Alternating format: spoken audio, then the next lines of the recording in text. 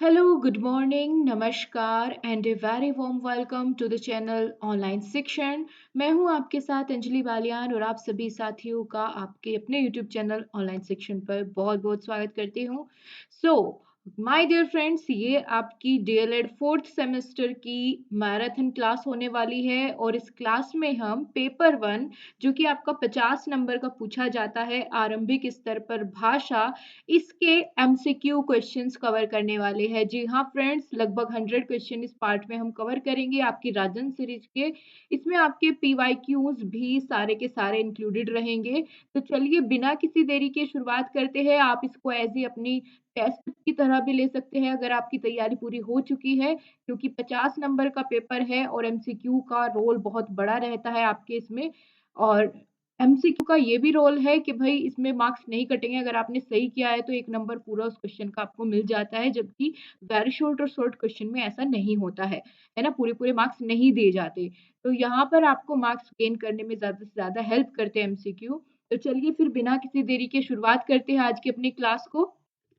दोस्तों, आगे बढ़ने से पहले एक बार आप सभी इस क्लास को अपने सभी फ्रेंड्स के साथ शेयर ज़रूर कर दीजिए, अपने कॉलेज मेट्स के साथ जो भी आपके साथ जुड़े हुए हैं। चलिए फिर शुरू करते हैं। पहला क्वेश्चन आपके सामने है, अनुनासिक चिन्ह है। इनमें से कौन-सा चिन्ह अनुनासिक है? 2021 प्रीवियस पेपर में पूछा गया क्वेश्चन है। तो देखिए जल्दी से फटाफट से बताइए अनुनासिक चिन्ह इनमें से किसको बोलते हैं? और अनुनासिक कहते किसे हैं, ये उसकी क्या परिभाषा होती है, ये भी साथ के साथ आपको लिखते हुए चलना है। देखिए अनुनासिक वे शब्द होते हैं जिनका, या अनुनासिक हम उसे कहते हैं जिसका उच्चारण मुंह और नासिका यानी मुख और नाक दोनों से हो। ठीक है, मुख और नाक दोनों से जिसका उच्चारण हो उसी को क्या कहते हैं हम? उसी को कहते हैं अनुनासिक। अच्छा, इसमें कौन कौन से वर्ण आते हैं, अनुनासिक शब्द कौन से हैं? तो चलिए देख लेते हैं। जैसे कि ये चंद्र बिंदु वाला जो साइन है ये अनुनासिक है। ठीक है, जैसे कि ऊंट लिखते हैं तो ऊंट लिखने में ऊपर क्या लगाया? चंद्र बिंदु लगाया, तो ये वाला साइन क्या है? अनुनासिक। अनुस्वार का साइन कैसा होता है? अंकी बिंदी जिसको हम बोलते हैं, ये वाला। ठीक है, जैसे कंबल लिखते हैं तो उसके ऊपर अंकी बिंदी लगती है ना, ये होता है हमारा अनुस्वार। अनुस्वार की परिभाषा होती है एक उच्चारण की मात्रा जो किसके बाद प्रयुक्त होती है? स्वर के बाद आती है, उसको अनुस्वार बोलते हैं। और इसका उच्चारण कहाँ से होता है? इसकी ध्वनि जो है वो नाक से निकलती है, जैसे अंक है ना, नाक से उच्चारित होता है ये। आगे चलते हैं, अगला क्वेश्चन है। दोस्तों, हर एक क्वेश्चन को बहुत डिटेल में करते हुए चलेंगे ताकि आपको ये याद रहे। समान वितरण करने की क्रिया क्या कहलाती है? समान वितरण करने की प्रक्रिया को आप क्या कहते हैं? जोड़ कहते हैं, घटा कहते हैं, गुणा कहते हैं या भाग? अगर किसी चीज को आपको बराबर हिस्से में बांटना है तो आप लोग उसके लिए क्या करते हैं? जी जल्दी से बता दीजिए। देखिए, आप ही इसको मान करके चलिए कि एक रोटी के आपको यहाँ पर 4 टुकड़े करने हैं, है ना? 4 बच्चों के बीच में आपको एक रोटी को बाँटना है, तो आप कितने भाग करेंगे इसके? 4 भाग करेंगे, है ना? तो वितरण कर कैसे करते हो समान वितरण? भाग करके उसके, है ना? तो समान भाग करने को ही वितरण कहते हैं या समान वितरण कहते हैं। तो ऑप्शन नंबर डी इसका सही हो जाएगा। नेक्स्ट है सही कथन है। इनमें से सही कथन कौन-सा है? भाज्य गुणा भाजक बराबर होता है भागफल जमा शेषफल के, या फिर दूसरा ऑप्शन दिया गया है कि 5 5 5 5 5 में 5 गुणज है, या फिर किसी संख्या में अंकों का स्थानीय मान और आंशिक मान सदैव समान ही रहता है, विषम संख्या 2 से भाज्य होती है। जल्दी से आंसर करते हुए चलिए, क्या हो जाएगा सही जवाब? देखिए, यहाँ पर अगर आप ध्यान देंगे आपको देखने में चारों ही ऑप्शन गलत लग रहे होंगे। लेकिन जो आपका मेन पेपर है ना उसमें यहाँ पर विषम संख्या 2 से भाज्य नहीं होती है। ये आपके पेपर में था, तो यहाँ पर प्रिंटिंग मिस्टेक है आपकी सीरीज़ में, ठीक कर लीजिएगा। तो इसका यही सही ऑप्शन हो जाएगा फिर ऑप्शन नंबर डी, कि विषम संख्या 2 से भाज्य नहीं होती है। जैसे कि 4 हो गया, 10 हो गया, ये सारी सम संख्याएँ होती है जो 2 से कटे। और जो 2 से ना कटे, जैसे कि 3 हो गया, 5 हो गया, 7 हो गया, ये सब क्या है? ये है विषम संख्याएँ जो भाग नहीं होती, 2 से भाज्य नहीं होती है। अगला क्वेश्चन है 4, 4, 5 यानी 445 में 4 के स्थानीय मानों का अंतर बताना है, कि 4 के स्थानीय मान जो भी जितने बार इसमें 4 आया है, इनके स्थानीय मान का अंतर क्या है? तो सबसे पहले ये देखो इसमें कि 4 का स्थानीय मान है क्या। इस वाले 4 का स्थानीय मान क्या है, 400 है। इसका क्या है, इस वाले का है 40। अब इनका अंतर जल्दी से बता दीजिए क्या आ जाएगा। तो जल्दी से इसको सॉल्व करके बताइए क्या आंसर आ जाएगा। जी बिल्कुल, यहाँ पर 10 में से 4 जाके 6 और बचा 3, 360। क्या किसी ऑप्शन में गिवन है? बिल्कुल, ऑप्शन नंबर सी में 360 ऑप्शन दिया गया है। तो यही आपको बताना था। देखिए, ये आप जानते होगी, ये इकाई का मान होता है, ये दहाई का, और ये यहाँ पर सैकड़ा। ठीक है, इकाई के लिए यहाँ पर एज इट इज आ जाती है इसका स्थानीय मान, और दहाई के लिए हम इसमें 10 से गुणा करते हैं, और यहाँ पर सैकड़ा के लिए 100 से गुणा करते हैं। ठीक है, तो इस तरीके से हम इसका स्थानीय मान ज्ञात कर सकते हैं। और इनका जातीय मान वो नंबर एज इट इज रहता है। जैसे इसमें 4 का जातीय मान पूछे तो 4 ही रहेगा, 5 का 5 ही रहेगा। ठीक है, ये आपको पता होना चाहिए। अगला क्वेश्चन है, सही सुमेलित है। कंठ्य वर्ग का वर्ग में आता है, औष्ठ्य चा वर्ग में आता है, दंत्य पा वर्ग में आता है, या फिर तालव्य ता वर्ग। देखिए, इसके लिए सबसे पहले हमें ये पता होना चाहिए कि हमारी हिंदी वर्णमाला में कितने वर्ग होते हैं। तो 5 वर्ग होते हैं। पहला होता है क वर्ग, ठीक है, दूसरा होता है चा वर्ग, ट वर्ग, त वर्ग और प वर्ग। ठीक है, क च ट त प, इसको ऐसे याद रख सकते हैं, क च ट त प, ये 5 वर्ग होते हैं। अब इनके उच्चारण स्थान हमें याद करने हैं कि इनके उच्चारण स्थान क्या होते हैं। तो का के जितने भी वर्ण आएंगे इस वर्णमाला में, 5-5 के, ये इनको 5-5 के हिस्सों में बांट लेते हैं, 5-5 का एक वर्ग बना देते हैं का से माँ तक। ठीक है, तो ये सारे के सारे किससे बोले जाएंगे, कंठ से। तो इनको क्या बोलते हैं, कंठ्य। ठीक है, इनको कंठीय वर्ण बोलते हैं। फिर चा से क्या आ जाएगा, तालु। ठीक है, तालु।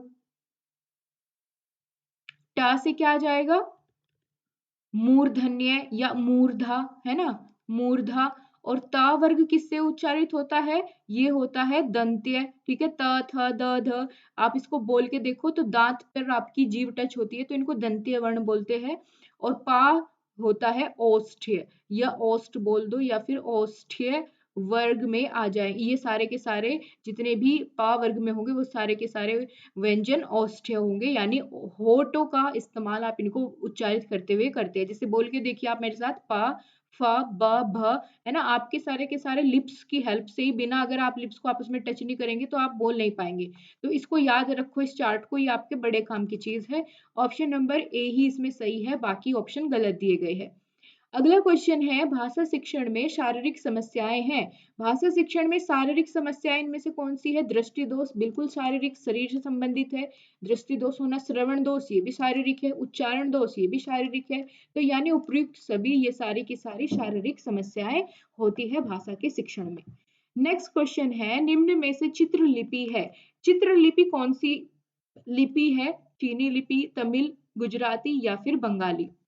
तो देखिए दोस्तों, इसमें अगर हम बात करते हैं, जो चीनी लिपि है यही चित्र लिपि है। आपने देखा होगा कई बार चाइनीज कोई मूवी देखते हो आप, डबिंग की, है ना, उसमें उनके जो लिखावट होती है वो चित्र जैसी बनी हुई रहती है।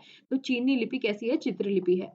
आगे पूछा गया है, 2, 3, 5, 7, ये संख्याएं कैसी है। ये प्राकृत संख्याएं हैं, या ये अभाज्य है, या परिमेय संख्याएं हैं, या फिर अपरिमेय संख्याएं हैं। जल्दी से कमेंट करके बताइए क्या होगा इसमें सही जवाब। देखिए, प्राकृत संख्याएं तो नहीं है, क्योंकि प्राकृत संख्याएं नेचुरल नंबर तो वे होते हैं 1, 2, 3 सारे ही आ जाते हैं इसमें, लेकिन इसमें तो 2, 3, 5, 7 ऐसे करके दे रखा है। ठीक है, अब बात करते हैं यहाँ पर अभाज्य संख्या की। अभाज्य संख्याएं कौन सी होती है, जो या तो अपने आप से कटे, ठीक है, या तो अपने आप से कटेंगी, या फिर वे कटेंगी एक से। ठीक है, या तो 1 से कटेंगी या फिर अपने आप से कटेंगी। तो देखो, 2 या तो 1 से कटेगा या स्वयं से कटेगा, है ना, 3 भी ऐसे ही, 5 भी ऐसे ही, 7 भी ऐसे ही। तो ये क्या कहलाती है, ये अभाज्य संख्याएं कहलाती है। तो हमारा ऑप्शन नंबर बी बिल्कुल सही हो जाएगा। चलिए नेक्स्ट क्वेश्चन की ओर बढ़ते हैं। यहाँ पर आपसे पूछा गया है, कविता छंदों में रचना है, यह कथन किसका है। आचार्य वामन का है, या करलाइल का है, या मिल्टन का है, या फिर जॉनसन का है। जल्दी से आंसर करिए, आपके अनुसार क्या होगा इसका सही जवाब। जी बिल्कुल सही जवाब है। ये जो कथन है, कविता छंदों में रचना है, ये कथन है जॉनसन का। ठीक है, ऑप्शन नंबर सी यहाँ पर सही हो जाएगा। अगला सवाल है, एक परिमेय संख्या को किस रूप में व्यक्त किया जाता है? यहाँ पर पूछा है आपसे रेशनल नंबर, परिमेय संख्या कैसे शो करते हो? Q does not is equal to 0 होता है, P does not is equal to 0 या P बाय Q की फॉर्म में आप इसको दिखाते हो या इनमें से कोई नहीं। तो आप जानते हैं कि सभी परिमेय संख्याओं को हम P अपॉन Q या P बाय Q की फॉर्म में दिखाते हैं। तो ऑप्शन नंबर यहाँ पर बी आपका एकदम सही हो जाएगा। अगला सवाल है, व्यंजन त, थ, द, ध अव्यय है, यानी इनका भी अभी उच्चारण स्थान मैंने आपको ऊपर बताया था ना। अब जल्दी से आंसर करो, इनका सबका उच्चारण स्थान क्या होगा? कंठ है, तालु है, दंत है या फिर ओष्ठ है। ठीक है, अब सबसे पहले ता बोलो, ता बोलो मेरे साथ एक बार, सभी बोलने की कोशिश करो, त। तो ये देखो आपका आपकी जीभ जो है वो कौन से हिस्से को टच कर रही है? ता, आपके दांत को कराना, है ना? आपके दांत को टच कर रही है, तो बिल्कुल सही। ऐसे ही आप इनका पता लगा सकते हैं कि आपकी जीभ जो है, आपके मुख के कौन से हिस्से को टच कर रही है, तो उसका उच्चारण स्थान या उसका अवयव वही हो जाता है। तो इसका इन ये सारे के सारे, क्योंकि ये त वर्ग में ही आते हैं, त, थ, द, ध, है ना? ये सारे के सारे त वर्ग में आते हैं, तो इन सबका उच्चारण स्थान क्या हो जाएगा? दंत्य हो जाएगा। आगे है श्र अक्षर बना है। ये एक संयुक्त व्यंजन है दोस्तों। संयुक्त व्यंजन उन्हें कहते हैं जो दो या दो से अधिक व्यंजनों से मिलकर के बने होते हैं। तो श्र को हम कैसे लिखते हैं? इसकी सही आपसे पूछा गया है कि संयुक्त बना कैसे है, कौन कौन से वर्ण को मिला करके। तो जल्दी से आंसर करो, क्या होगा यहाँ पर सही जवाब? देखिए, एक बात का आपको ध्यान रखना है, अगर ये वेरी शॉर्ट में भी पूछ लिए जाए आपसे, चारों के चारों 4 होते हैं आपके संयुक्त व्यंजन, ठीक है? अगर ये आपसे लिखने के लिए बोल दिया जाए, तो आपको ये लिख कर के दिखाना है कि जैसे श्र है, तो ये किसके मेल से बना है? श, हलंत और र। ये हलंत लगाना आपको नहीं भूलना है, नहीं तो आपके मार्क्स कट हो जाएँगे। तो श्र किस-किस से मिलकर बना है? श और र। ऑप्शन नंबर सी जिसने बताया उनका एकदम ठीक है। अच्छा, मुझे जल्दी से कमेंट बॉक्स में बताओ, इसके अलावा बाकी 3 संयुक्त व्यंजन कौन-कौन से होते हैं और वो किससे मिलकर के बने होते हैं? आपकी यहाँ पर नॉलेज भी चेक होती रहेगी साथ-साथ। चलिए, स्वर स्वर के भेद बताइए। स्वर के कितने भेद होते हैं? जल्दी से बताइए। तो स्वर के 3 भेद होते हैं। कौन-कौन से जल्दी से बता दीजिए एक बार? बिल्कुल, ह्रस्व स्वर, दीर्घ स्वर और प्लुत स्वर। ठीक है, ये 3 प्रकार होते हैं स्वर के। ये 2022 में आए हुए क्वेश्चंस चल रहे हैं दोस्तों, 21 के हमने ऊपर कर लिए, 2022 के चल रहे हैं अभी। च का उच्चारण स्थान बताना है। तो जल्दी से एक बार पहले देखो कि हमारे क, च, ट, त, ट, त, प, ये 5 वर्ग थे। आपको पता होना चाहिए क वर्ग के सारे कंठ से बोले जाएंगे, क से कंठ, है ना? ऐसे इसको याद रख लेना। च वर्ग वाले तालु से, ठीक है? तालु, चालू लिख कर लो इसको, चालू, तालु, ऐसे आप रिलेट करोगे तो याद रहेगा। टा वाले मूर्धा से, है ना? और ता वाले दंत से और पा वाले किससे बोले जाएंगे? ओष्ठ से, ठीक है? ओष्ठ। तो यहाँ पर इसलिए आपको ध्यान रखना है। अब जल्दी से बता दो, चा का उच्चारण स्थान क्या है? तो तालु है। अब कौन से ऑप्शन में गिवन है? सी में। तो इसी तरीके से आप देखो, 2022 में 21 में दोनों में पूछा गया है, तो ये टेबल आपके लिए बहुत इंपॉर्टेंट रहने वाला है। आगे चलो, जिन शब्दों के समान होते हैं उन्हें कहते हैं। जिन शब्दों के अर्थ होना चाहिए था यहाँ पर, है ना? यहाँ पर प्रिंटिंग मिस्टेक है इसमें। जिन शब्दों के यहाँ पर आएगा अर्थ। जिन शब्दों के अर्थ समान होते हैं उन्हें क्या कहते हैं? पर्यायवाची कहते हैं, त्रुटि समानार्थक कहते हैं, तत्सम शब्द कहते हैं या विलोम शब्द कहते हैं। देखिए, आपकी सीरीज में ना बहुत सारी मिस्टेक गिवन है, तो आज मैंने बहुत अच्छे से देख करके, ताकि आपको कोई भी क्वेश्चन गलत ना हो, इसका पूरा ध्यान रखा है। सारे अपडेटेड क्वेश्चंस आपके सामने लेकर के मैं आई हूँ और उनको करेक्ट करके। जल्दी से बता दीजिए, उनको हम क्या कहते हैं जिनके अर्थ समान होते हैं? तो देखिए, ना तो उनको त्रुटि कहते हैं, ना उनको विलोम। विलोम में तो उल्टा अर्थ देते हैं। ना ही उन्हें तत्सम कहते हैं, उन्हें कहते हैं हम पर्यायवाची। क्या कहते हैं? पर्यायवाची शब्द कहते हैं, है ना? जैसे सूर्य का बताइए क्या होता है पर्यायवाची, कमल का बताइए क्या होता है, पंकज होता है ना? सरोज होता है। चलिए, अगला क्वेश्चन है, शून्य को किसी संख्या से भाग देने पर भागफल आता है। अगर आप शून्य को किसी संख्या से भाग दोगे तो क्या आ जाता है? 10 आएगा या फिर 02 आएगा या 01 आएगा या फिर 00 आएगा? जल्दी से आंसर करो आपके अकॉर्डिंग। तो बताइए आपके अकॉर्डिंग क्या हो जाएगा? देखिए, अगर हम 0 को किसी भी संख्या से डिवाइड करते हैं, है ना? 0 को किसी भी संख्या से डिवाइड करते हैं तो वो 0 ही आ जाता है यहाँ पर भागफल, है ना? भागफल क्या आता है? 0 ही आता है। तो ऑप्शन नंबर डी यानी द, बिल्कुल द से दबात एकदम सही हो जाएगा। अब यहाँ पर आपसे कहा गया है आरोही क्रम बताइए, यानी असेंडिंग ऑर्डर आपसे पूछा है, यानी बढ़ता हुआ क्रम, छोटे से बड़े की ओर जाना है आपको। तो एक बार देख करके बताइए कौन सा इसमें यहाँ पर आरोही क्रम आपको लग रहा है। अवरोही होता है घटता क्रम। देखिए 8 के बाद 6 आया तो यानी ये तो कम हो रहा है, ये ऑप्शन नहीं होगा। 19 के बाद 17 ये भी कम हो रहा है, ये भी नहीं होगा। ये देख लो 7 के बाद 9, 11, 13 बिल्कुल ठीक है, ये है बढ़ता हुआ क्रम जिसको हम आरोही या फिर असेंडिंग ऑर्डर भी कहते हैं। अगला क्वेश्चन है 4, 7, 5 में 4 स्थान है। कौन से स्थान पर है? इकाई पर है, दहाई पर है या सैकड़ा पर है? तो आप जानते हैं कि पहला अंक किस पर होता है? इकाई के स्थान पर होता है, दूसरा दहाई के और तीसरा सैकड़ा। इकाई, दहाई, सैकड़ा, हजार इस तरीके से चलती है ये काउंटिंग, ठीक है? तो यहाँ पर 4 का पूछा है तो 4 बताइए, इकाई, दहाई, सैकड़ा। तो तीसरे नंबर पर है सैकड़ा वाला ऑप्शन, यही हमारा करेक्ट हो जाएगा। आगे चलो, नेक्स्ट क्वेश्चन पूछा गया है निदेशक चिन्ह है, इनमें से कौन सा निदेशक चिन्ह है? और निदेशक चिन्ह कहाँ लगाया जाता है पहले तो यही समझ लो। देखिए जब हमें किसी बात को और ज्यादा विस्तार में कहना हो, उसके बारे में और ज्यादा बताना हो, तो वहां पर हम निदेशक चिन्ह लगाते हैं, जैसे कि यहाँ पर लगाया हुआ है इन क्वेश्चंस के आगे, ये है निदेशक चिन्ह। तो ऑप्शन नंबर सी में गिवन है, यही हमारा करेक्ट ऑप्शन हो जाएगा।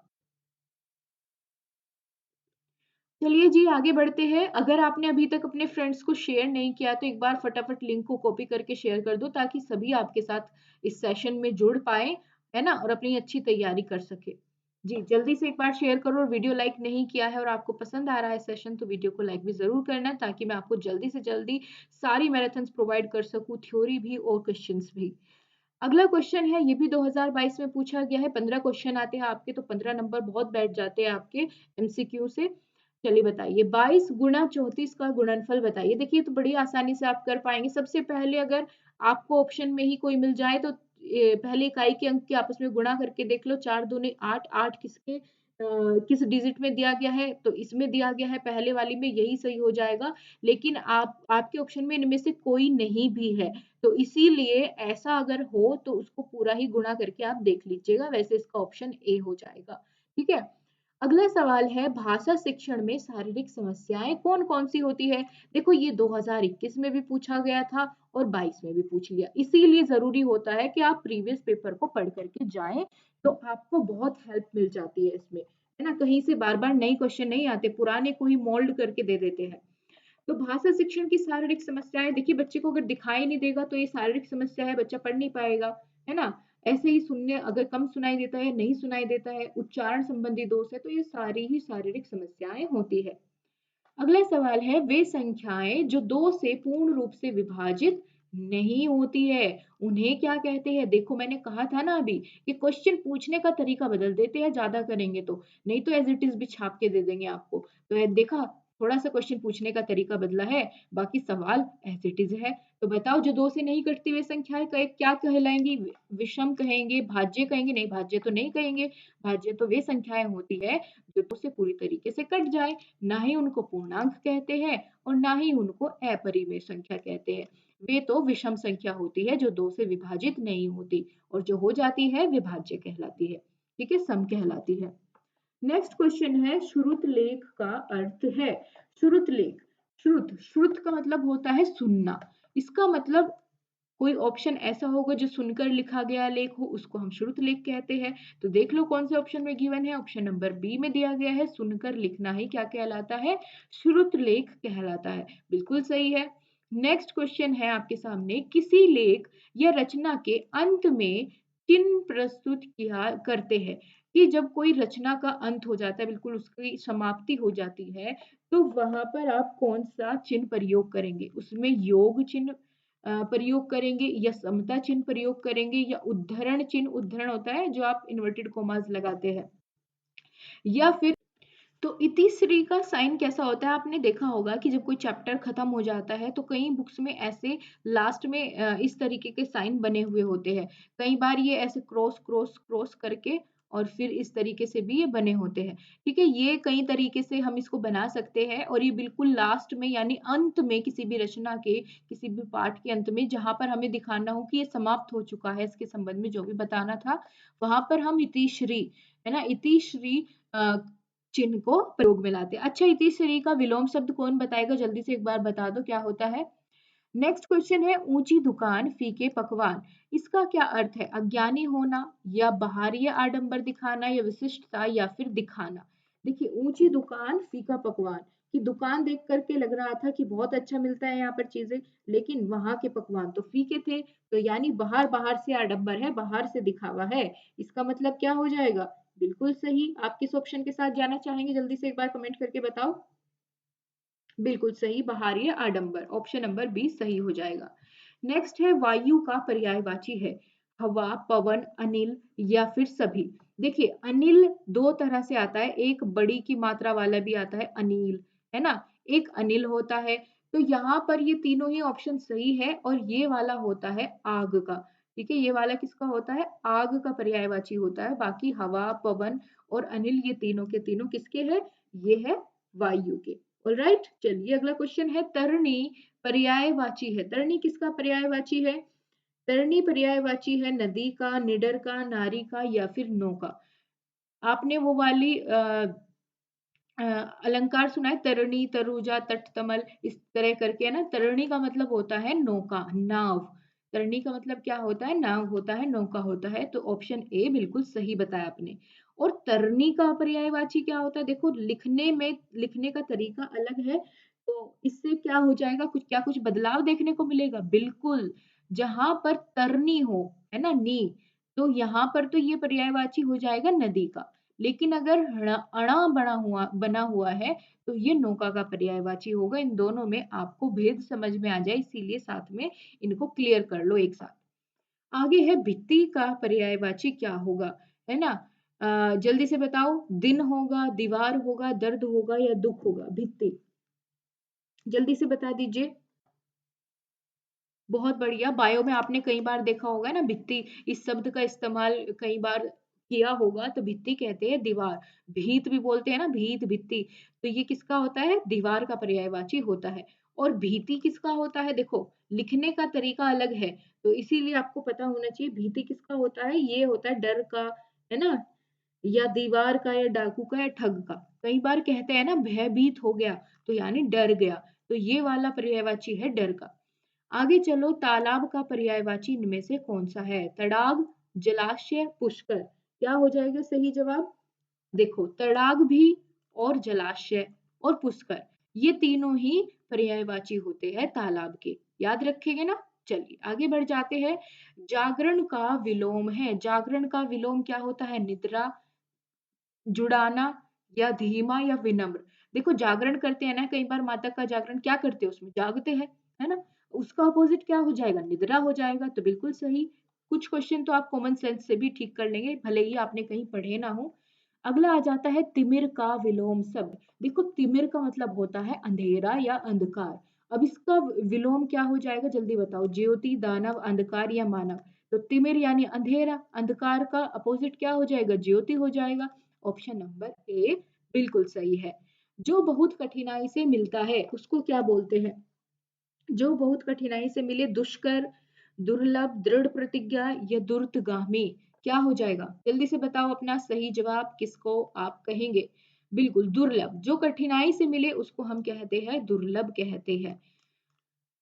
अनुचित बात के लिए आग्रह कहलाता है। अगर कोई अनुचित बात के लिए आग्रह कर रहा है तो उसको आप क्या कहेंगे? दुराग्रह, दुखद कहेंगे, दलाल कहेंगे या फिर दशमी कहेंगे।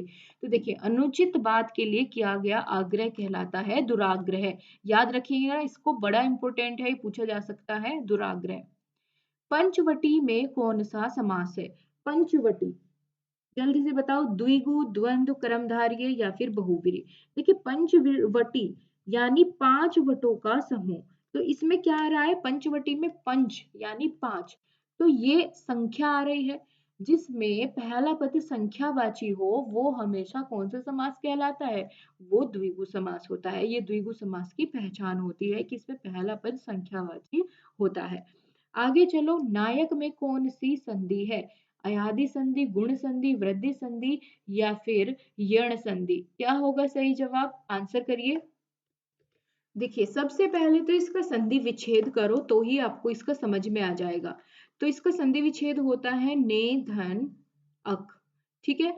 अब आपको पता होगा कि अक, उक, इत्र, अन, ये सभी अगर अंत में आते हैं, जहां पर विच्छेद हो रहा उसके अंत में आता है, तो वहां हमेशा अयादि संधि देखने को मिलती है ना। इसके अलावा भी और एक पहचान है, वो क्या है कि बीच में देखो, जहां भी आप विच्छेद कर रहे हो वहां पर आय, आव, है ना, आय, आव, ए, इनकी साउंड आ रही होगी, जैसे नायक, आय, नायक, है ना, आय की आवाज आ रही है। तो ये सब किसकी पहचान है? ये अयादि संधि की पहचान है।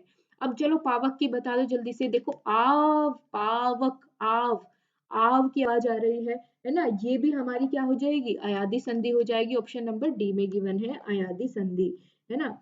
देखो, पावक का अगर हम संधि विच्छेद करना चाहे तो क्या हो जाएगा? पौ धन अक। ठीक है, पावक।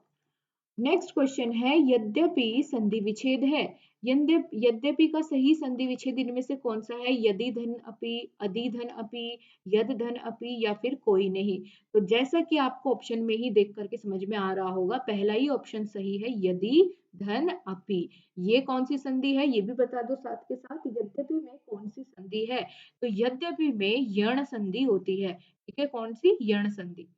नेक्स्ट क्वेश्चन है तथैव। तथैव में संधि कौन सी है? तो तथैव में जल्दी से बता दीजिए कौन सी संधि है, और इसका संधि विच्छेद कैसे करेंगे ये भी आपको बताना है। ठीक है, बिल्कुल। तो सही जवाब क्या हो जाएगा यहाँ पर? देखिए, ये है वृद्धि संधि। बिल्कुल ठीक है, ऑप्शन नंबर ए। अब जहां पर भी विच्छेद हो रहा हो, अगर उसी वाले व्यंजन के ऊपर या उसी वर्ण के ऊपर ये दो मात्रा आपको देखने को मिलती है, ठीक है, अय की या फिर औ की, ठीक है, अय या औ की मात्रा अगर वहां पर आ रही है, तो 99% वहां पर आपकी वृद्धि संधि होती है। जैसे मैं आपको कुछ उदाहरण दे देती हूँ और भी, ताकि आपको ये सही से याद रहे। जैसे तथैव हो गया एक, तो एक सदैव हो गया, है ना, एक एक हो गया, एक एक, है ना, इन सब में कौन सी संधि है? वृद्धि संधि है। ठीक है। और जैसे औ की मात्रा का भी बता दूं, जलौज, ठीक है, ये सारे के सारे क्या हो जाएगी? इनमें सब में वृद्धि संधि हो जाएगी। ओके, चलिए फिर आगे बढ़ते हैं। अगला क्वेश्चन, पवन का संधि विच्छेद क्या हो जाएगा? तो देखिए यहाँ पर अव की आवाज आ रही है, अव, पवन, अव, पवन, है ना। तो इसका संधि विच्छेद आप कैसे करेंगे? पो धन अन, या पौ धन अन, या पा धन अन, या फिर उपर्युक्त सभी, ये सारे ही हो जाएंगे। चलिए जल्दी से बता दीजिए क्या होगा सही जवाब। जी, पवन का संधि विच्छेद होता है पो धन अन। इसकी जगह अगर पावन दे दिया होता, जैसे कि ऊपर हमने देखा, अगर पावन दे दिया होता तो यहाँ पर पौ धन अन हो जाता। ठीक है, ये डिफरेंस आपको पता होना चाहिए कि डबल मात्रा आएगी तब जब यहाँ पर आ होगा, और सिंगल मात्रा आती है जब यहाँ पर आ नहीं होगा। अगला क्वेश्चन है, अच्छा इसमें संधि कौन सी है ये भी जल्दी कमेंट बॉक्स में आपको बताना है। रविंद्र में संधि कौन सी है? जल्दी से बता दीजिए, रविंद्र में संधि कौन सी है, और इसका संधि विच्छेद आप कैसे करेंगे? दीर्घ संधि, दीर्घ स्वर संधि, यण संधि, या फिर गुण संधि, या फिर वृद्धि संधि? ये सारे के सारे स्वर संधि के भेद होते हैं जितने भी यहाँ पर लिखे हुए हैं। अच्छा, इसका विच्छेद कैसे करेंगे? धन इंद्र होता है, रवि धन इंद्र।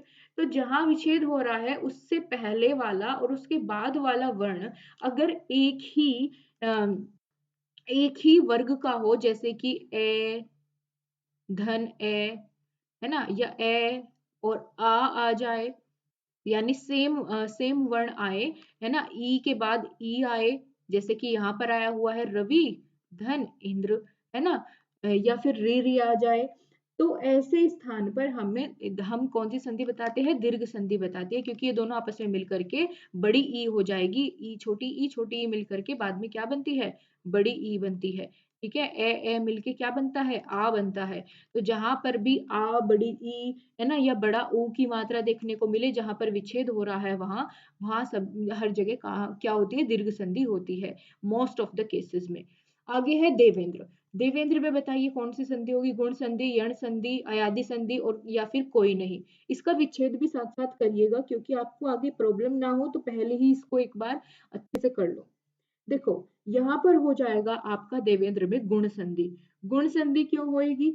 जहां पर भी विच्छेद हो है अगर वहां एक मात्रा, ये ट्रिक बता रही हूं मैं आपको कि एक एक बार ही देख करके आपको समझ में आ जाए। जहां पर विच्छेद हो रहा है अगर वहां पर ये एक मात्रा देखने को मिलती है, ए की, औ की, है ना, तो वहां पर क्या होती है? गुण संधि होती है अधिकतर केसेस में। इसके अलावा इसका और भी एक और तरीका है पहचानने का। अच्छा पहले इसका संधि विच्छेद एक बार कर लेते हैं। देवेंद्र का कैसे होएगा? देव धन इंद्र। ठीक है, देव धन इंद्र। देखो ऊपर वाले में इसमें कंफ्यूज मत होना। यहाँ था रविंद्र, आप कहेंगे देखने में तो एक जैसा लग रहा है रविंद्र देवेंद्र, नहीं, यहाँ पर ई और ई का मेल हो रहा था, यहाँ भी ई थी विच्छेद के और इधर भी, है ना। लेकिन यहाँ देखो इधर क्या है? वा।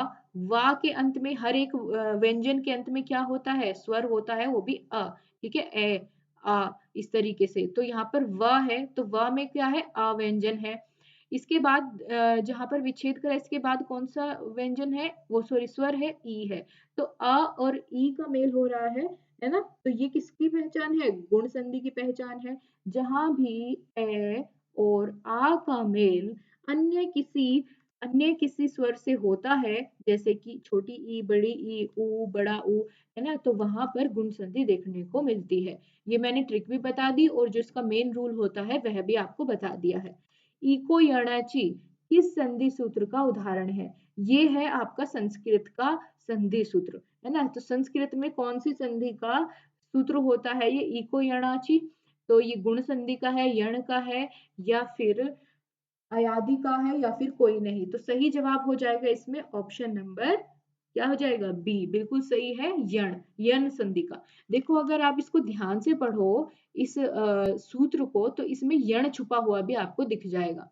ठीक है, इको यणाची, तो यहाँ पर आप देखेंगे तो यण संधि अपने आप ये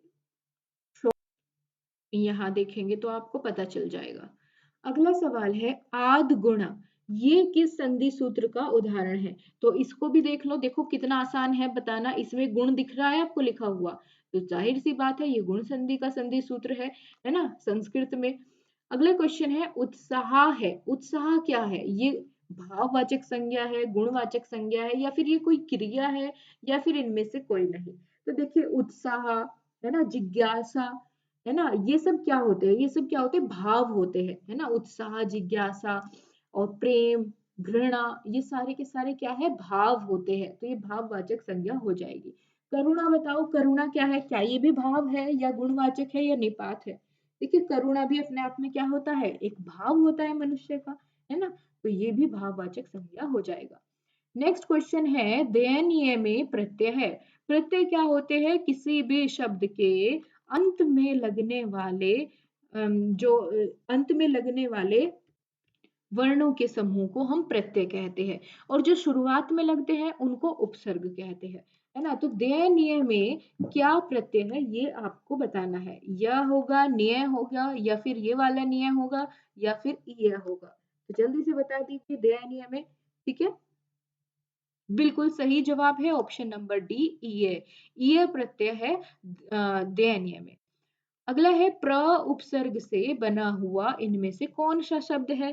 प्र उपसर्ग, उपसर्ग मतलब होता है जो किसी भी शब्द के पहले लगकर उसका अर्थ बदल दे, है ना, उसको हम क्या कहते हैं? उपसर्ग कहते हैं। तो प्रश्न, प्रहार, या फिर प्रसन्न, क्या हो जाएगा इसमें सही जवाब? जल्दी से बता दो। देखो हार, हार शब्द में, हार शब्द में अगर हम उपसर्ग लगा देते हैं तो ये क्या बन जाएगा? प्रहार, है ना। ऐसे ही प्रसन्न में, ऐसे ही परसन में, तो ये सारे के सारे ही प्र उपसर्ग से बने हुए हैं। नेक्स्ट क्वेश्चन है निम्न में से हवा का पर्यायवाची नहीं है? अनल, समीर, वायु, या अनिल? देखो इसके बारे में मैंने आपको पहले भी बताया था, है ना। तो जल्दी से एक बार बता दो कि कौन सा सही हो जाएगा ऑप्शन। ऊपर हमने पढ़ा था कि अनिल, समीर और वायु ये तीनों ही हवा के पर्यायवाची होते हैं, लेकिन अनल नहीं होगा। अच्छा, अब अगर आप कहेंगे कि मैम अनिल और अनल में वहाँ पर कन्फ्यूज़न हो गया, गलत हो गया तो कैसे करेंगे? तो मैं आपको एक ट्रिक बता देती हूँ। देखिए, अगर आग लगती है ना? आग लगेगी। अच्छा, 2 ये शब्द थे अनिल वाले, है ना? एक तो अनिल था, एक था अनल। 1 सेकंड मैं इसको थोड़ा साफ लिख देती हूँ ताकि आपको अच्छे से क्लियर हो कि मैं कहना क्या चाह। यहाँ आपने देखा एक वर्ड लिखा हुआ है, एक शब्द लिखा हुआ है अनिल। तो जैसे ही आग जली, तो आग से इसकी मात्रा जल गई, ठीक है? आग लगने से अनिल की मात्रा जल गई। तो अनिल की मात्रा जलने से क्या बच गया? फिर वहां पर बच गया अनल, ठीक है? तो अनल की मात्रा कहीं में जल गई थी आग लगने से, तो आग का हो जाएगा अनल और बाकी जो बचा वो हवा का। तो इस तरीके से आप इसको याद रख सकते हैं। नेक्स्ट क्वेश्चन है यथाशक्ति में कौन सा समास है? अव्ययी भाव समास, द्विगु समास, द्वंद्व समास या फिर तत्पुरुष समास? तो देखो जहां पर भी यथा, अ, प्रति, भर, अनु, उप, इस तरह का कोई भी उपसर्ग आपको देखने को मिल जाए किसी भी शब्द के पहले पद में, है ना? तो जैसे इसका पहले पद क्या है? उपसर्ग है ना? तो इनमें कौन सा समास होता है हमेशा? जिनका पहला पद अव्यय हो या फिर पहला पद प्रत्यय हो, सॉरी उपसर्ग हो, वो सभी क्या होते हैं? अव्ययी भाव समास उनमें होता है। ठीक है, जैसे यहाँ पर यथाशक्ति हो गया, प्रतिमास होगा, प्रत्यक्ष हो गया, है ना? इनमें सब क्या है? पहले जितने भी इनके वर्ण हैं, पहले पद जो है वे क्या है? अव्यय है या फिर उपसर्ग है। ये इसकी पहचान होती है। नेक्स्ट क्वेश्चन है कृष्ण सर्प में कौन सा समास है? अव्ययी भाव समास, क्रमधारय समास, द्विगु समास या फिर बहुव्रीहि समास? कृष्ण सर्प यानी क्या हो जाएगा? कृष्ण सर्प यानी काला सांप। तो काला सांप, कृष्ण मतलब काला और सर्प काला सांप। तो ये इसकी क्या बता रहा है? पहला पद इसकी विशेषता बता रहा है, तो ये इसका क्या है? विशेषण है। जहां पर विशेष्य और विशेषण देखने को मिले वहां हमेशा क्या होता है? कर्मधारय समास होता है। ठीक है, इसका उत्तर पद प्रधान होता है और पूर्व पद इसका विशेषण होता है। ठीक है, ध्यान रखेंगे। जैसे महाकवि महान है जो कवि, पीताम्बर पीला है जिसका अंबर। ठीक है, तो ये सारे के सारे क्या होते हैं? कर्मधारय समास के उदाहरण है। नेक्स्ट है पीताम्बर। पीताम्बर में कौन सा समास है? अभी अभी मैंने बताया अव्ययी भाव समास होगा, बहुव्रीहि होगा या फिर द्विगु होगा या द्वंद्व होगा। देखो जैसे कि पीताम्बर है, इसमें बहुव्रीहि और कर्मधारय दोनों ही समास होते हैं, लेकिन अगर यहाँ पर आपको ऑप्शन में दोनों ही दे दिए जाए, कर्मधारय और बहुव्रीहि, हालांकि यहाँ पर दिया नहीं है ना?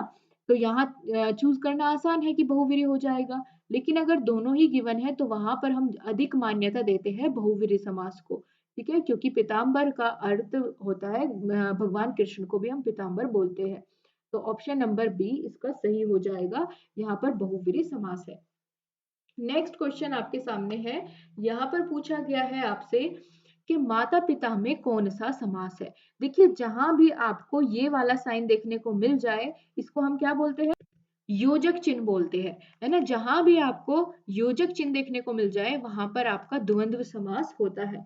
ठीक है, जैसे दिन रात, माता पिता, सुबह शाम, खाना पीना, है ना? कुछ भी हो जाए तो इसमें क्या होता है? दोनों पद प्रधान होते हैं और बीच में लगा होता है योजक चिन्ह, वहां हमारा होता है द्वंद्व समास।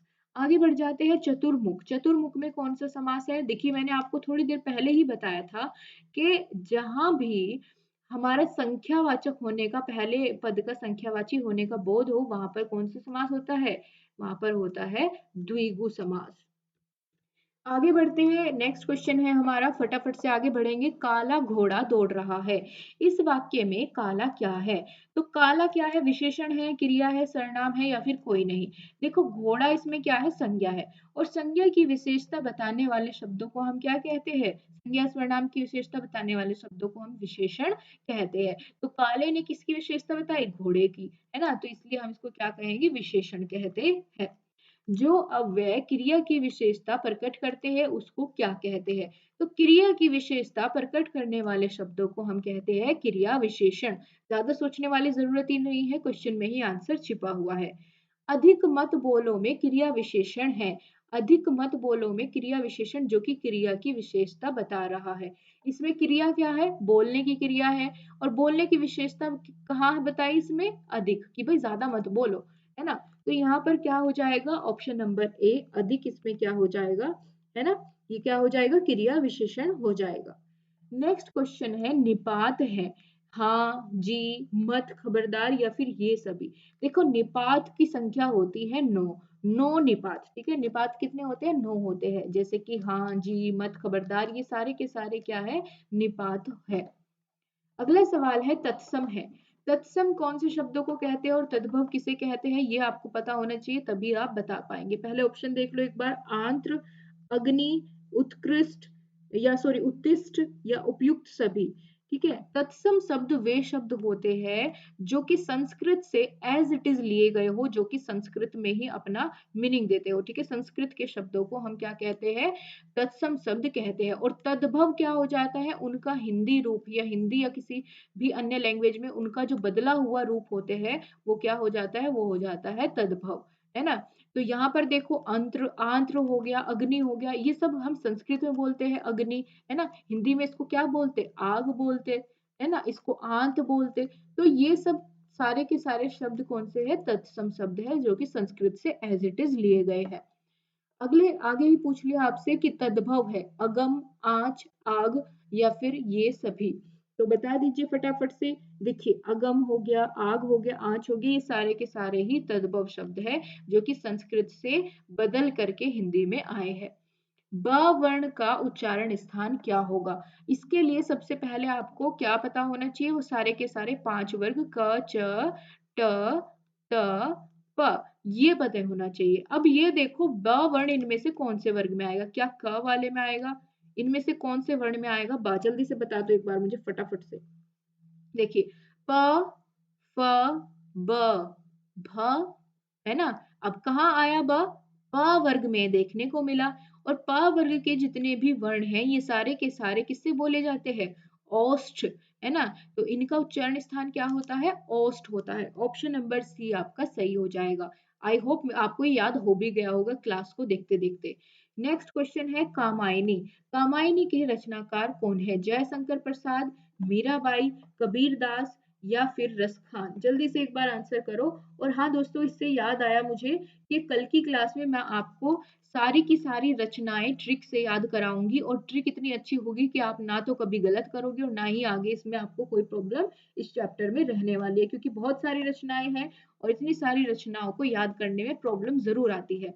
तो जितनी भी इंपॉर्टेंट रचनाएं हैं वो सारी की सारी मैं आपको ट्रिक से याद करवा दूंगी। देखो जैसे कामायनी होगी, ध्रुव स्वामिनी हो गया, है ना। ये सारी की सारी ऐसी रचनाएं, ध्रुव स्वामिनी, या फिर कामायनी, है ना, या फिर आकाशद्वीप, या प्रेम पथिक, कंकाल, आंसू, तितली, ये सारी की सारी जयशंकर प्रसाद की रचनाएं हैं। तो सही हो जाएगा ऑप्शन नंबर ए। कल याद रखना, कल सुबह 11 बजे, है ना, 11 AM पर आपको इनकी ट्रिक की क्लास मिल जाएगी। उसमें मैं सारी इंपॉर्टेंट कवर कर लूंगी। नेक्स्ट क्वेश्चन है मनुष्यता में कौन सी संज्ञा है? जातिवाचक, भाववाचक, व्यक्तिवाचक, या फिर उपयुक्त सभी। ठीक है। जल्दी से बता दीजिए क्या हो जाएगी? मनुष्यता में कौन सी संज्ञा हो जाएगी? देखिए क्या ये व्यक्ति का नाम है? किसी नहीं। किसी जाति का नाम है? नहीं। तो ये भाव का नाम है। कहते हैं ना कि आजकल इंसानों में मनुष्यता खत्म हो गई है ना। ह्यूमैनिटी रही नहीं है। तो ये क्या है? भाव है, कि उनके अंदर ये भाव ही नहीं रहा, मानव होने का, मनुष्यता का भाव ही नहीं रहा। ठीक है। आगे है पर्वत है। पर्वत क्या है? जातिवाचक संज्ञा है, व्यक्तिवाचक संज्ञा है, या फिर भाववाचक संज्ञा है?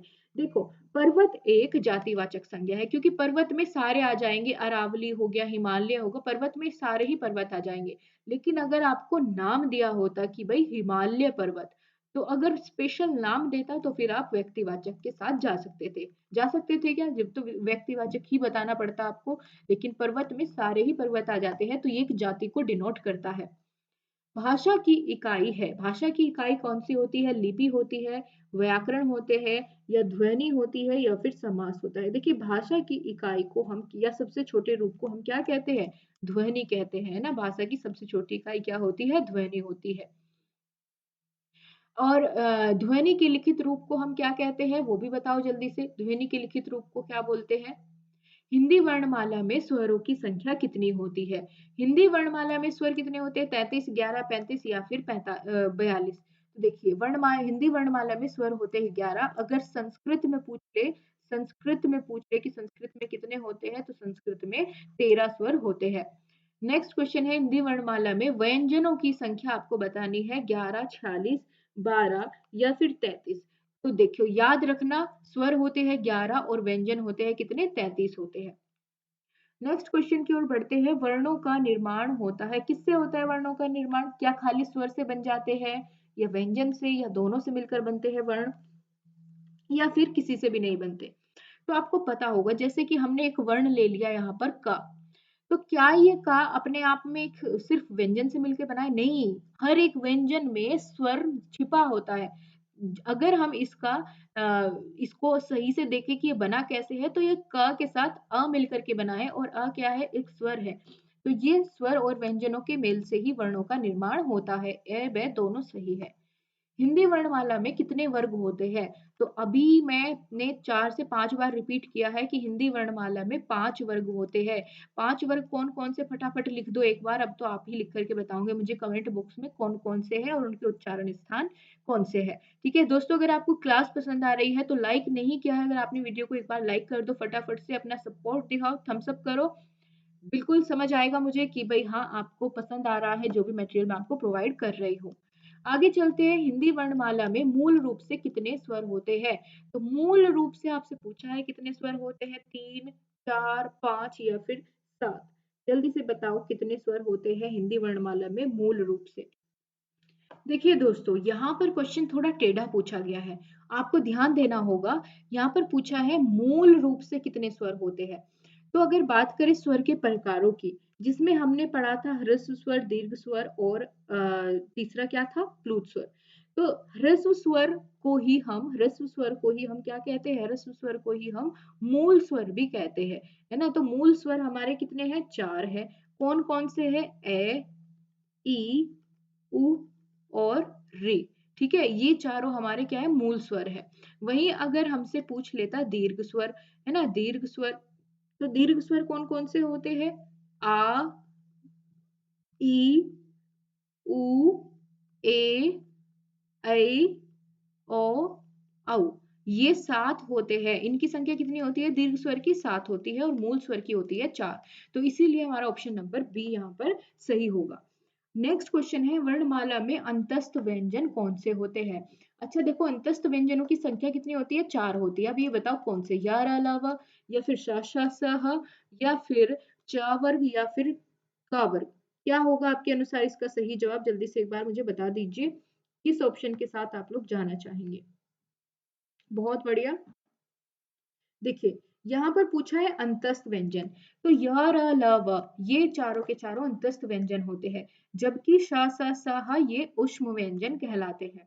देखो पूछ ही लिया, नेक्स्ट क्वेश्चन में ऊष्म व्यंजनों की संख्या कितनी होती है? तो ऊष्म व्यंजन भी 4 होते हैं, ये रहे आपके सामने। ठीक है, कहाँ है ऑप्शन? सी में गिवन है। ध्यान से देख लो एक बार, अंतस्थ व्यंजन कौन-कौन से हैं और ऊष्म व्यंजन कौन-कौन से हैं। वर्णमाला में अंतस्थ व्यंजनों की संख्या कितनी है? तो जस्ट अभी हमने डिस्कस करा कि य, र, ल, व ये 4 हमारे क्या होते हैं? अंतस्थ व्यंजन होते हैं।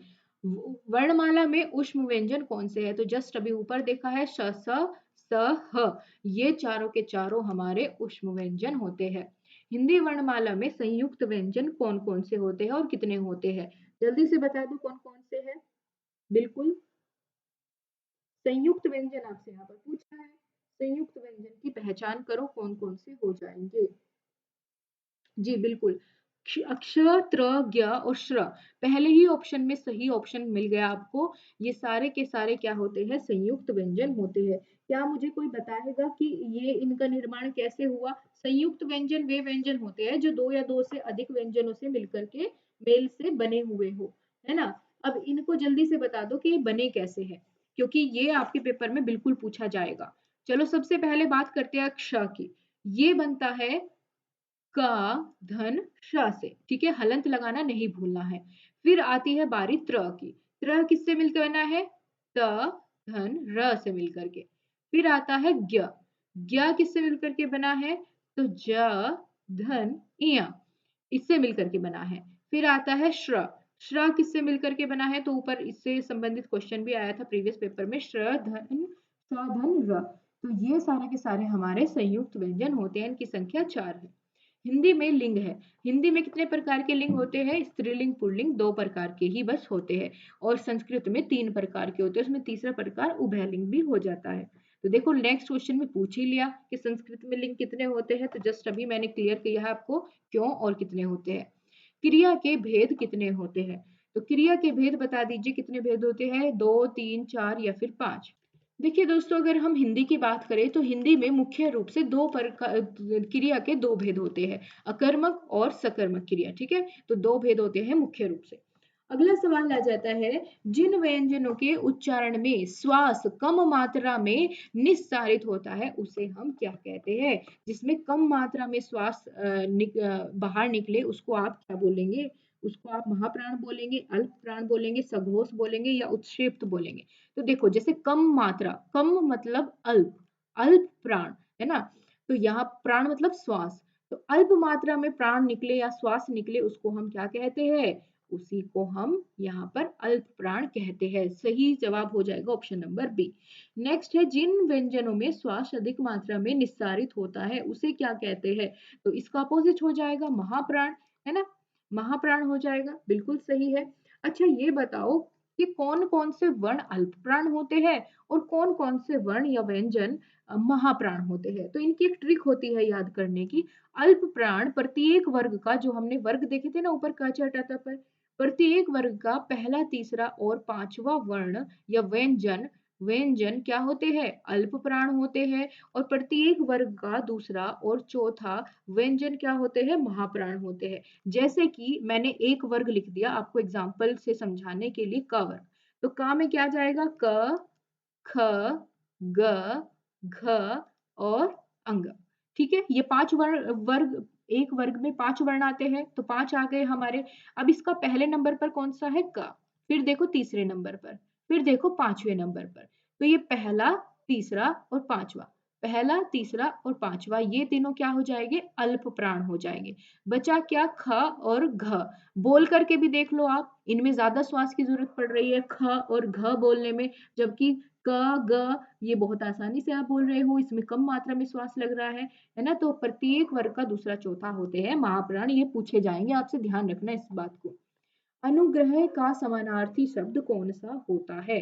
अनुकंपा, हत्या, उपदेश या फिर आदेश? देखो समानार्थी या पर्यायवाची का मतलब वही है कि जो सेम अर्थ सेम अर्थ शो करे, है ना। तो अनुग्रह का यहाँ पर क्या आ जाएगा?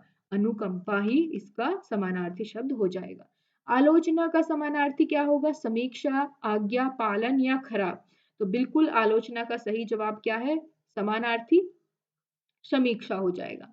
मनीषी का समानार्थी शब्द क्या हो जाएगा? अज्ञानी को कहते हैं, विशिष्टता को, सबल को या फिर ज्ञानी को? तो यहाँ पर सही जवाब क्या हो जाएगा? मनीषी कहते हैं ज्ञानी को, तो ये इसी का समानार्थी या पर्यायवाची शब्द होता है। अतिवृष्टि का विलोम शब्द, अतिवृष्टि, वृष्टि होते हैं वर्षा, है ना, तो अतिवृष्टि बहुत ज्यादा बारिश हो गई, अतिवृष्टि हो गई, तो इसका अपोजिट क्या होगा? अपवृष्टि या अनावृष्टि, सवृष्टि, सुवृष्टि या कुवृष्टि? तो ये हो जाएगा अनावृष्टि, इसका विलोम शब्द। अमर का विलोम क्या हो जाएगा? अमृतत्व, अंत, नश्वर या अक्षम्य? देखिए विलोम का अर्थ होता है उल्टा, तो उल्टा मीनिंग दे जो इससे अमर से, वो आपको बताना है। तो अमर का अपोजिट क्या हो जाएगा? नश्वर। अमर जिसका, जिसका कभी जो कभी ना मरे, जिसका कभी नाश ना हो। नश्वर जो कि समय के साथ चीजें नष्ट हो जाए। नेक्स्ट है संयुक्त व्यंजन है। अभी अभी मैंने आपको बताया कि 4 होते हैं संयुक्त व्यंजन, अक्ष, त्र, ज्ञ, श्र। तो इनमें देख लो कौन कौन से है। पहला ही ऑप्शन सही है, क्ष, त्र, ज्ञ, ये तीनों ही संयुक्त व्यंजन है, बाकी सारे इनमें सही नहीं है। संयुक्त व्यंजन क्ष किससे मिलकर के बनता है? तो जस्ट अभी हमने डिस्कस किया, क धन वो सॉरी क के नीचे हलंत और शा से मिलकर के बना होता है। त और र से मिलकर के कौन सा संयुक्त व्यंजन बनता है? तो त्र बनेगा। ठीक है, ऑप्शन नंबर बी यहाँ पर सही हो जाएगा। चंद्रमा, फंदा अंत में है, इनके अंत में जो दिख रहा है आपको, है ना, ये वाला ये क्या कहलाता है? आधा ना, जो अंत, है ना? इन तीनों में ये आधा ना आया हुआ है ना? इसको आप क्या बोलेंगे? अनुस्वार बोलेंगे, अनुनासिक बोलेंगे, स्वर बोलेंगे या फिर व्यंजन बोलेंगे?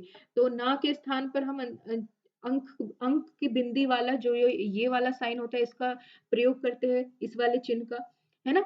तो ये क्या कहलाता है? अनुस्वार कहलाता है या फिर अनुनासिक कहलाता है या फिर स्वर कहलाता है? देखिए अनुनासिक होता है चंद्र बिंदु और ये वाला जो साइन होता है ये क्या कहलाता है? अनुस्वार कहलाता है। कई वाक्यों का समूह क्या कहलाता है? तो कई वाक्यों के समूह जब बन जाता है उसको हम कहते हैं अनुच्छेद। क्या कहते हैं? अनुच्छेद कहते हैं। और वर्णों के समूह को क्या कहते हैं? वर्णों के सार्थक समूह को हम शब्द कहते हैं। तो ध्यान रखिए यहाँ पर सही जवाब होगा ऑप्शन नंबर सी।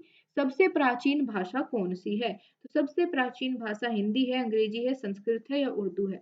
तो आप जानते हैं सबसे प्राचीन भाषा हमारी संस्कृत भाषा है। इसी से ही जन्म हुआ है हिंदी का। निम्न में से शुद्ध वाक्य है। इनमें से शुद्ध वाक्य आपको छांटना है। सही किस तरीके से लिखते हो आप? तुम मुझसे नाराज हो या तुम हमसे नाराज हो या तुम मुझ पे नाराज हो या तुम मुझ पर नाराज हो। तो इसका सही जवाब होगा तुम मुझसे नाराज हो। ए वाला बिल्कुल ठीक है। हम बोलते हैं ना कई बार, जैसे मैंने कहा अभी, मैंने खुद को हम बोला, है ना? तो हम ये नहीं करेंगे, हम ये नहीं खाएंगे, हम बोलते तो है लेकिन ये अशुद्ध होता है ना? यहाँ पर आप मैं ही बोलोगे तो शुद्ध है। शुद्ध वाक्य का चयन करें। तुम चलो मेरे को आता है। तुम चलो मैं आता हूँ या तुम चलो हम आते हैं या तुम चलो मैं आया रहा है। तो कौन सा हो जाएगा? तुम चलो मैं आता हूँ, है ना? कई बार बोलते हैं ना तुम चलो मैं आया, सॉरी ऐसे नहीं, तुम चलो हम आते हैं, ये गलत हो जाएगा, है ना? कई बार खुद को क्या बोलते हैं कि मेरे को आना है, मेरे को जाना है, ये भी गलत हो जाएगा, यहाँ पर शुद्ध नहीं होता। शुद्ध वाक्य का चयन करना है। राजन की आदत बड़ा खराब है। तो आदत बड़ी खराब होगा, है ना? आदत क्या है? स्त्रीलिंग में आएगा यहाँ पर। तो राजन की आदत बड़ी खराब है। बिल्कुल सही, ऑप्शन नंबर बी ठीक है। अगला है कृषि, ग्रह और पृथ्वी में पहले वर्ण में कौन सा स्वर मात्रा के रूप में लगा हुआ है? तो यहाँ पर र, र, र दिख रहा है तीनों जगह, है ना? तो कौन सा स्वर लग रहा है? री।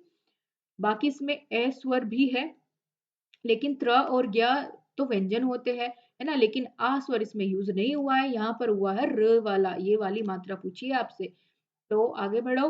आत्म उपसर्ग लगाने से बनेगा।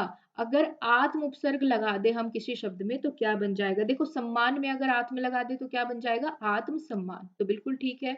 साक्षात्कार में अगर आत्म लगा दे तो आत्म साक्षात्कार। तो यानी दोनों ही ठीक है, दोनों में ही आत्म उपसर्ग लगा हुआ है। अगला सवाल है भी। भी क्या है?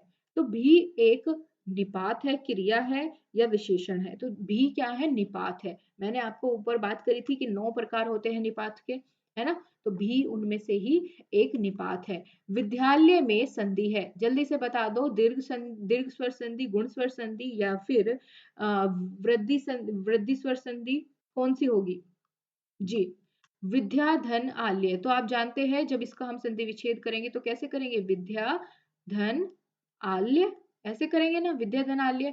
तो आ और आ का मेल होकर के क्या बन रहा है? बड़ा आ ही बन रहा है। तो यहाँ पर कौन सी संधि होगी? दीर्घ स्वर संधि होगी। लास्ट क्वेश्चन है आज की वीडियो का। पठन किस धातु से बना हुआ है?